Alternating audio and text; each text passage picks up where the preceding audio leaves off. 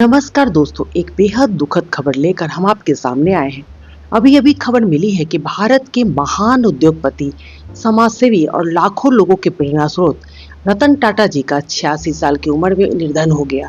उन्होंने 28 दिसंबर 1937 को इस दुनिया में कदम रखा था और आज हम सबको छोड़कर चले गए।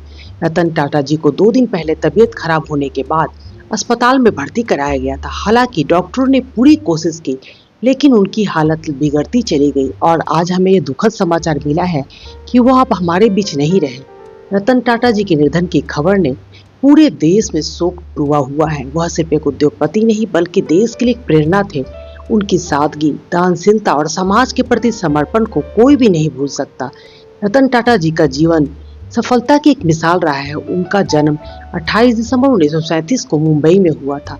टाटा परिवार में जन्म लेने के बावजूद रतन टाटा ने अपनी पहचान खुद बनाई। उन्होंने हार्वर्ड बिजनेस स्कूल से अपनी पढ़ाई पूरी की, फिर टाटा ग्रुप में शामिल हो गए। लेकिन यह सिर्फ एक शुरुआत थी। उन्होंने टाटा ग्रुप को एक नई ऊंचाइयों तक पहुंचाया। उनके महान कार्यों पर प्रकाश डालते हुए हम ये बताना चाहेंगे, रतन टाटा जी ने टाटा ग्रुप को वैश्विक स्तर पर पहुंचाया। उनकी सबसे बड़ी उपलब्धियों में से एक थी टाटा मोटर्स द्वारा टाटा नैनो का लॉन्च, जिस दुनिया की सबसे सस्ती कार के रूप में जाना जाता है। उनका उद्देश्य सिर्फ मुनाफा कमाना नहीं था, बल्कि हर भारतीय को कार का मालिक बनाना था। लेकिन टाटा जी की असली महानता सिर्फ बिजनेस तक सीमित नहीं थी। वो हमेशा से ही समाज के प्रति संवेदनशील रहे हैं। चाहे प्राकृतिक आपदाओं की मदद हो, शिक्षा हो, स्वास्थ्य के क्षेत्र में सुधार हो या फिर देश के विकास में योगदान हो, रतन टाटा जी ने हर संभव कोशिश किया था और कदम भी उठाया था। आज जब रतन टाटा जी हमारे बीच नहीं है, उनके द्वारा किए गए निस्वार्थ कार्य द्वारा हम उनको हमेशा याद करेंगे और हमारे दिलों में वो जिंदा रहेंगे। उनकी उदारता की गवाही देती है वो अनगिनत योजनाएं और प्रोजेक्ट्स जो उन्होंने देश और समाज की भलाई के लिए शुरू किया है। कोविड-19 के द्वारा उन्होंने जिस तरह से बड़े पैमाने पर दान दिया, वह उनकी दयादिली का सबसे बड़ा उदाहरण है।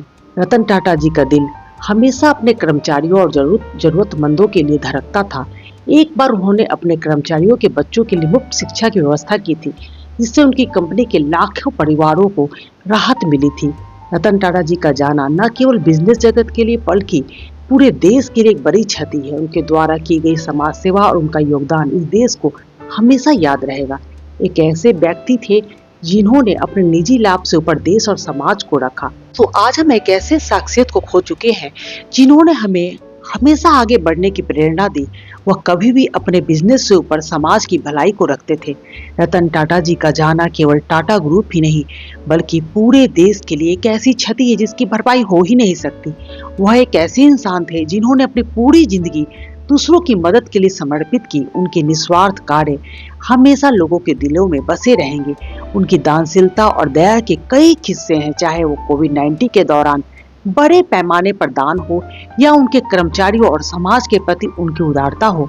आज रतन टाटा जी हमारे बीच नहीं है, लेकिन उनके विचार, उनकी शिक्षाएं और उनका योगदान हमें हमेशा प्रेरित करते रहेंगे। उनका जाना एक युग का अंत है, लेकिन उनकी विरासत हमेशा हमारे साथ रहेगी।